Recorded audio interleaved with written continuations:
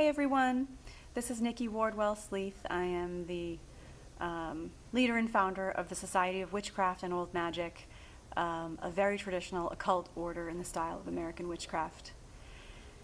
I wanted to chat a little bit about what the notion of witchcraft has become recently in our culture here in the US.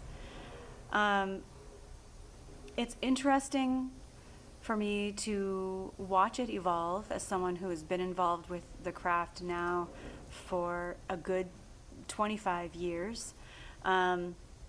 It's very different from what it was when I first started practicing. I kept it quite discreet. It was not as easy to be public and out about being a witch. Of course, that has changed for me greatly over time, and I am completely public and have written a book about witchcraft, and so that's no longer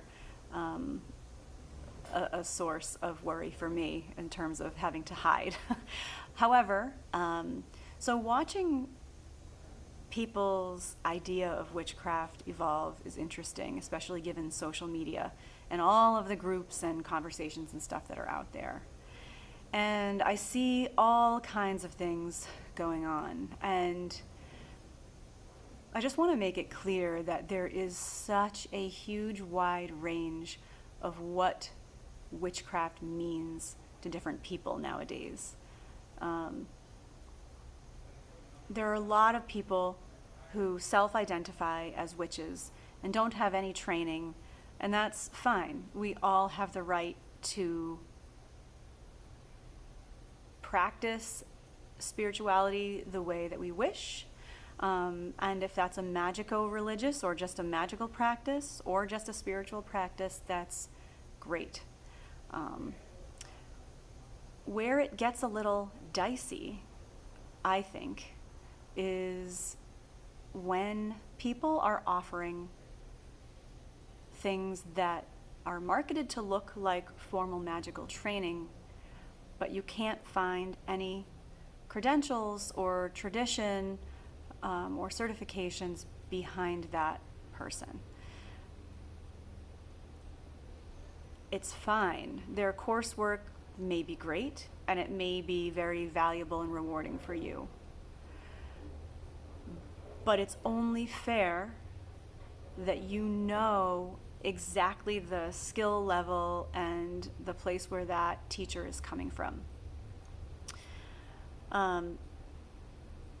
I've noticed that people now self-identify as witches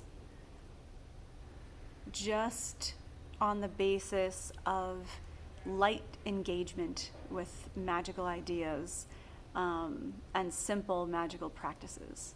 And that's fine. This all comes down to how we all define it. But people who love crystals and who read books about magic but don't really have a honed skill set are still being called witches,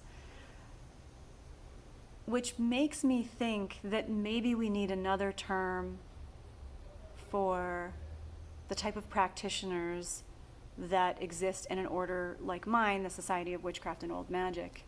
We are all about very committed, ongoing academic learning about magic, and also practice and honing of ceremonial magical skill, and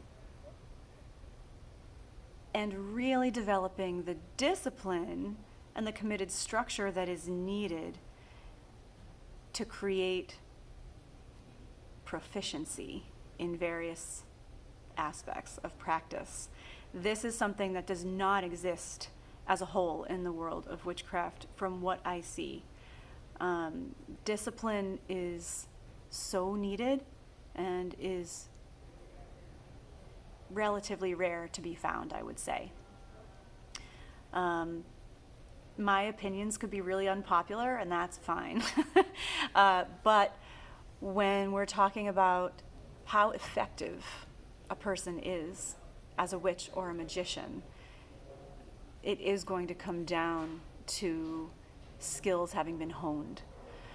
And that is done through discipline. And it doesn't matter, well, it does, but you can be talented to begin with, but if you don't have your practice disciplined, your effects can still be spotty. If you have talent and discipline, then you have the capacity to really build an amazing set of magical skills. And that's what an enclosed order such as ours aims for. So it's hard to call it, I know it's called the Society of Witchcraft and Old Magic, but now the way that people refer to witchcraft and all of these very casually put together courses and year-in-a-day programs conferring the title of priestess, which that's another whole word I want to get into, maybe in the next video. But conferring titles without ever having a set discipline or set of honed skills or tradition behind oneself feels odd to me. And I know that's just me and partly ego and self-identifying with things that I find important. But what I'm trying to say is maybe we should start using a different word for those of us that really have committed, disciplined practices of skill development. I think that we may be more functioning like a sorcerer. And I say that because our skills that we develop are not just what we are able to do at the altar, but they really have to do with how we walk through this whole world and this life.